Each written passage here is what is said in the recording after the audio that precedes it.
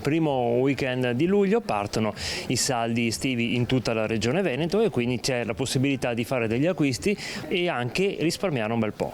I saldi riguardano principalmente abbigliamento, articoli sportivi e anche calzature, tutte quante inerenti alla stagione estiva. Ufficialmente al via i saldi della stagione estiva in quasi tutta Italia.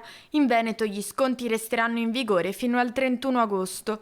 A Bassano del Grappa sono state tante le persone che già da questa mattina hanno approfittato delle occasioni facendo scorta di merce a metà prezzo. Complice anche il mercato del sabato, il centro storico si è riempito di gente in cerca di buoni affari.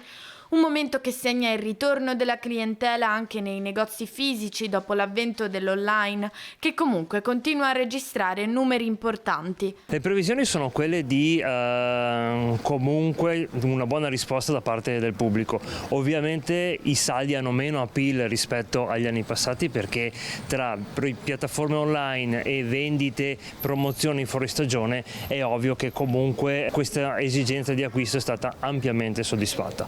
Però diciamo che i saldi riguardano solamente i negozi fisici e quindi è un buon invito per far sì che le persone tornino a rivivere le piccole botteghe.